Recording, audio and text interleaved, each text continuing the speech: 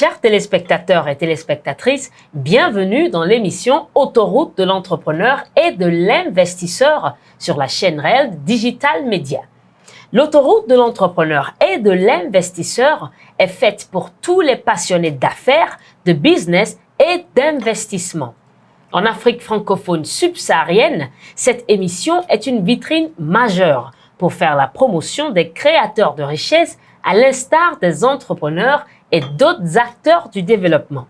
Je vous invite à vous abonner à la chaîne réelle de Digital Media si vous ne l'avez pas encore fait et n'oubliez surtout pas d'activer la cloche de notification pour ne rater aucun rendez-vous de la création de richesses.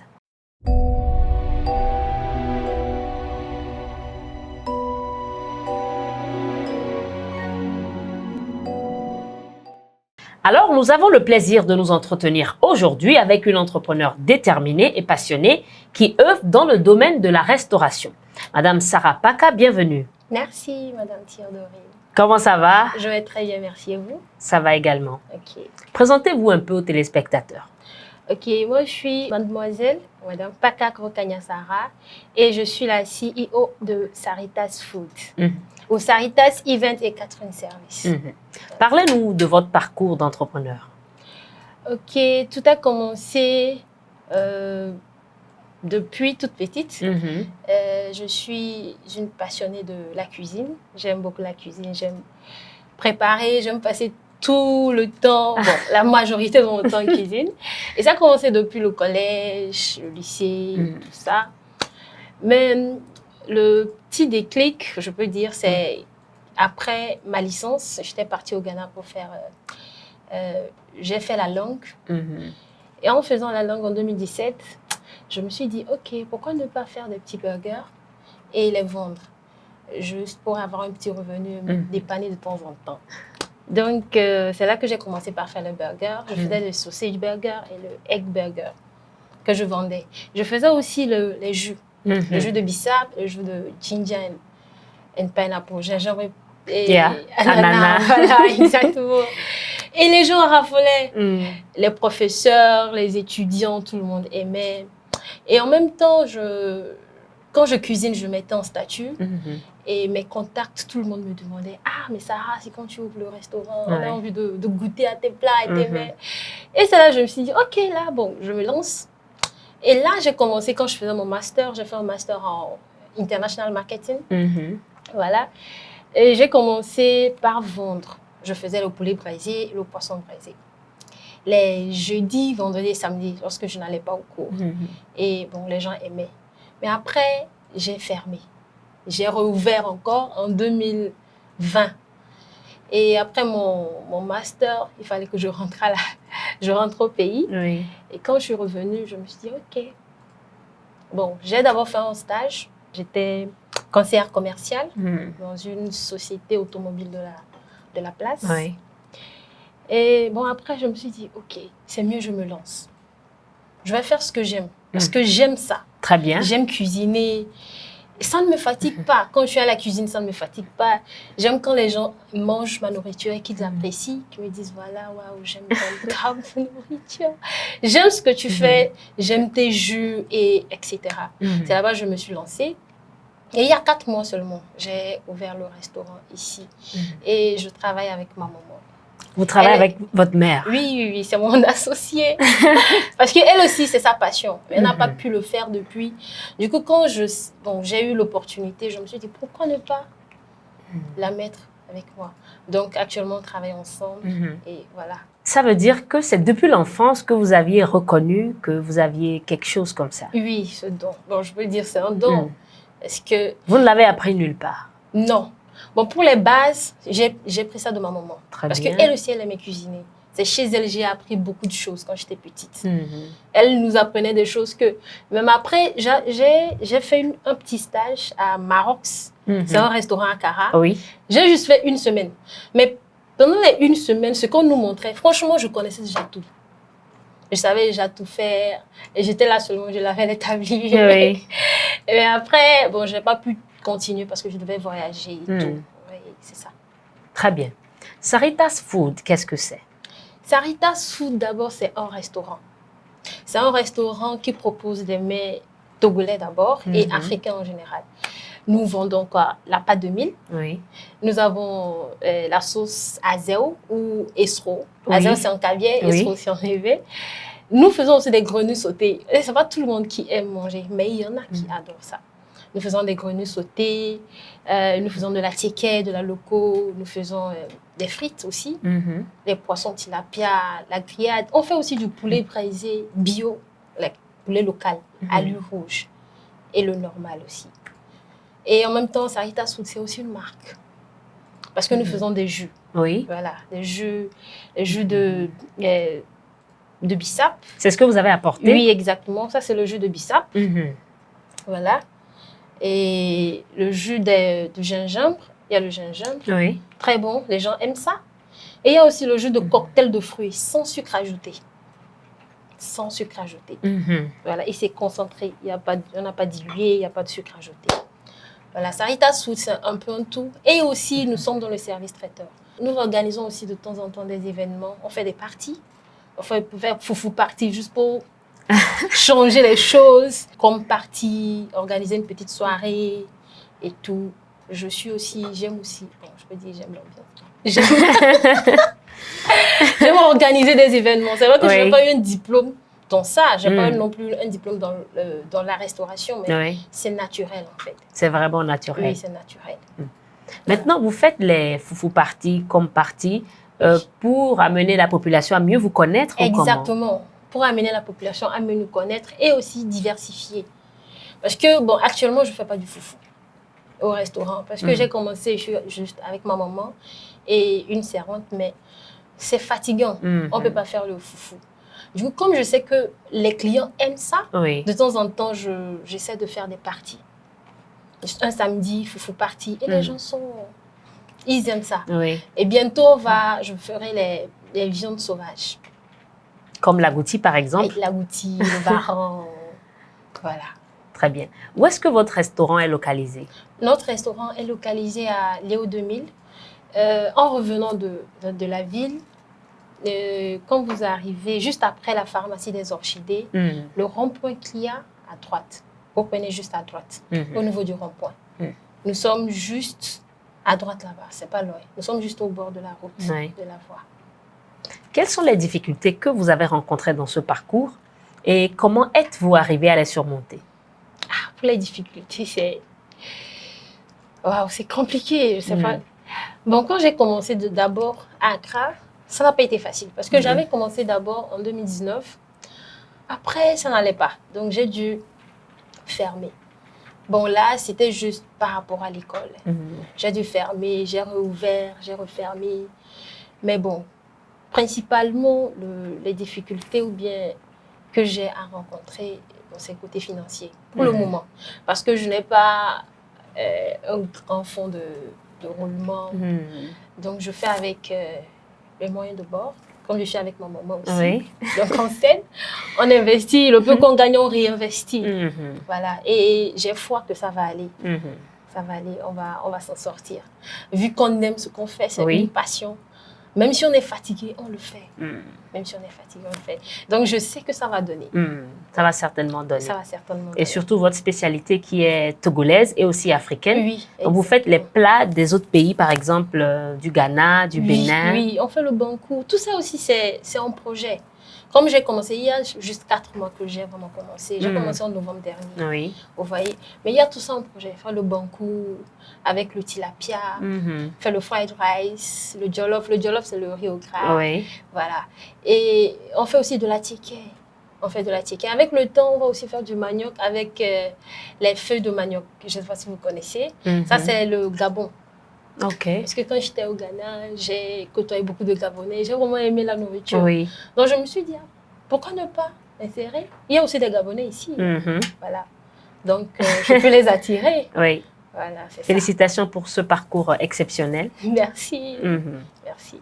Chers téléspectateurs et téléspectatrices, l'autoroute de l'entrepreneur et de l'investisseur a pour but de faire la promotion des entrepreneurs et des leaders dans tous les domaines en Afrique francophone subsaharienne.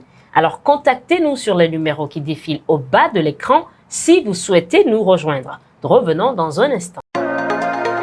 Red Consulting, le célèbre cabinet panafricain de prestation de services en stratégie de communication digitale et de conseil en investissement financier, présente l'autoroute de l'entrepreneur et de l'investisseur.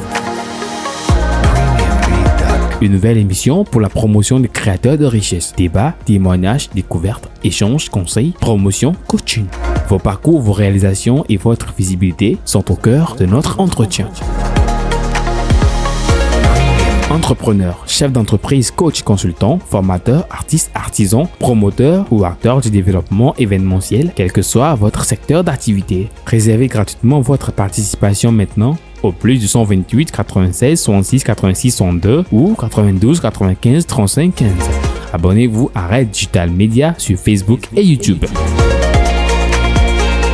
L'émission Autoroute de l'entrepreneur et de l'investisseur, la vitrine des créateurs de richesse.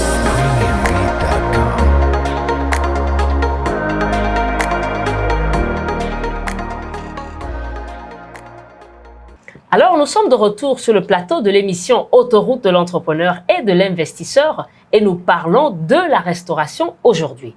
Alors, madame, quelles sont à votre avis les qualités d'un bon restaurateur? Alors, selon moi, les qualités d'un bon restaurateur, c'est d'abord le sens de l'accueil. Si tu n'accueilles pas bien tes clients, ils ne vont jamais revenir. Il faut avoir ce sens-là de bien accueillir les clients, être toujours souriant. Si tu froisses le visage, même si tu peux faire le plat le plus bon de la ville, mais ils ne vont jamais revenir. Mais si tu souris bien avec eux, tu les accueilles bien, tu causes bien avec eux, tu es attentionné. Et aussi un bon restaurateur, c'est avoir un environnement sain. Et tes repas que tu sers, ils doivent être sains, propres. Voilà, c'est ça. Au niveau de l'accueil, il y a un phénomène qui est récurrent, c'est que des fois, les restaurateurs, ils sont un peu sous pression quand il y a assez de commandes et des fois, les consommateurs ou les clients se sentent un peu mal à l'aise quand ils voient que le restaurateur n'est pas tellement attentionné. Donc, à ce niveau, comment est-ce que vous arrivez à gérer la pression qui est liée à votre activité pour pouvoir accueillir malgré tout les clients? C'est vrai que ce n'est pas facile. Parce qu'il y a arrivé un moment où tu es tellement fatigué. Mais il y a certains clients aussi qui fatiguent. Genre, ils viennent, ils vont poser des questions. Tu es déjà fatigué. Oui. Mais tu dois penser à ton business, en fait. À cet instant précis, tu penses à ton business. Tu penses à ce que tu fais. Si tu serres la mine, tu peux peut-être serrer la mine, ça arrive, hein. Mais il ne faut pas que ça soit une habitude, en fait. C'est ça. Mais tu peux, bien la bonne chose à faire, c'est de rester tranquille, parce que tu souffles un bon coup et tu souris. Il faut juste sourire, en fait. Même si ça ne va pas, sourire juste. Et tu pars. Tu souris, tu serres normalement et tu pars. Au niveau de l'aspect de la propreté, j'aimerais que vous donniez un peu plus de détails concernant cela. Parce qu'aujourd'hui, on voit certains vendeurs, certains restaurateurs qui n'ont pas les cheveux couverts, qui ont les ongles malpropres. Quel est l'impact de ça sur la bonne croissance de l'activité? Je peux dire, il y a des gens qui sont... Les clients sont vraiment exigeants. Voilà. Ils aiment quand les plats sont bien faits. Et la personne aussi qui prépare doit être bien couverte, propre. Par exemple, par rapport aux ongles, tu dois avoir des ongles bien taillés, parce qu'on ne sait jamais, les déchets qui peuvent rester sous. Et la tête aussi, tu dois toujours couvrir la tête en cuisinant. Et voilà, si tu ne couvres pas la tête, par exemple, nous les femmes, il y a les cheveux qui peuvent tomber dans le plat. Tu amènes, la personne va te dire, oh non, oh, il y a des cheveux. Peut-être la personne n'est pas seule. Il y a plusieurs personnes. En même temps, ça fait la réputation, c'est pas bien. Toi-même, tu auras honte. Voilà. Donc, c'est ça. C'est vraiment important. C'est très important, la propreté. Quel a été l'impact de la COVID-19 sur le secteur de la restauration? Personnellement, je n'ai pas vraiment... vu que j'ai commencé, c'est une activité naissante ici. Mais avec ce que moi j'ai constaté par rapport, dans le secteur de la restauration, par rapport aux mesures barrières qui ont été fixées et le couvre-feu, déjà il y avait le couvre-feu qui, je pense, c'était à 20h. Les restaurants, c'est la nuit, généralement, ou les week-ends qu'on se fait plus d'argent. Parce que les gens aiment sortir, rester relaxés et manger. Ça a vraiment baissé le chiffre d'affaires de plusieurs restaurants. Et en même temps, on ne peut pas parler du côté négatif. Ça, il y a aussi des côtés positifs. Bon, je peux énumérer juste un par rapport aux services en ligne, les livraisons et tout. Il y a beaucoup de restaurants qui n'en avaient pas, qui ont développé ce système-là. Envoyer des flyers aux gens, commander, que les gens passent leurs commandes et faire des livraisons, tout se passer en ligne. Je pense que ça, c'est très important aussi.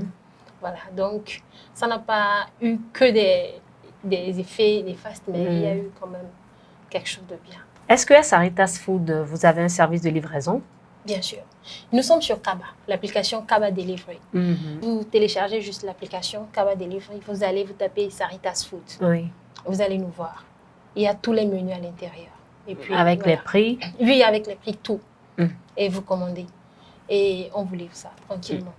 Pour quelqu'un qui vous regarde et qui entend que vous êtes spécialisé dans les plats locaux, togolais et africains, qu'est-ce qui fait la différence entre ce que vous préparez et ce que nous préparons à la maison, par exemple? La différence, c'est la main. Très bien. La main. Votre main, elle est à vous, moi j'ai ma main. Très bien. Voilà, tu vois, c'est la main en fait. Tu peux préparer chez toi, tu vas aimer, tu vas venir manger chez moi.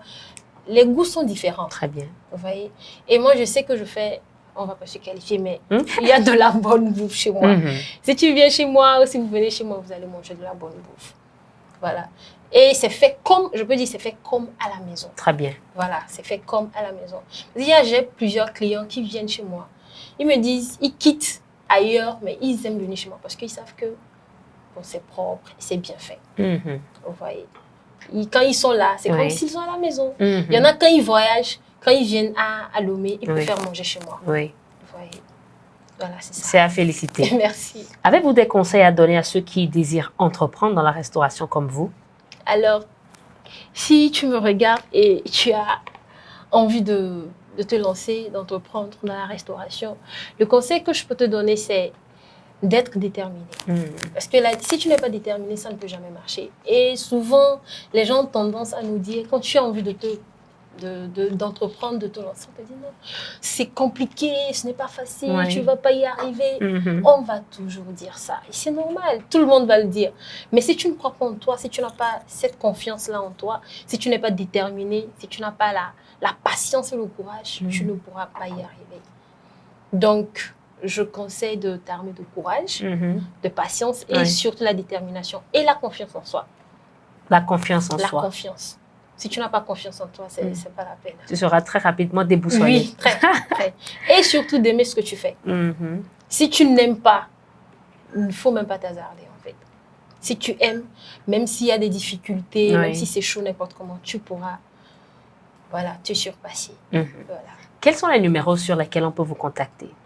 Ok, il y a le 93 80 03 29. Vous êtes sur les réseaux sociaux? Oui, je suis sur les réseaux sociaux. Avec Saritas Food? Saritas Food 228. Très bien. 228. Je suis sur Instagram, sur Facebook et sur TikTok. Avec. Au même nom? Oui, le même nom. D'accord. Saritas Food 228. Tout collé. D'accord. Voilà. Votre nom de fin? Alors, j'aimerais remercier le cabinet Red Consulting et le directeur, M. Raphaël Sosa, pour l'initiative prise pour aider et accompagner les entrepreneurs naissants.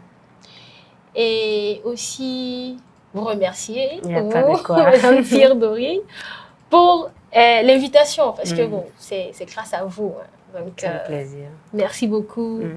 Et j'aimerais parler aux téléspectateurs. Venez à Saritas Food. Très bien. Manger de la bonne nourriture.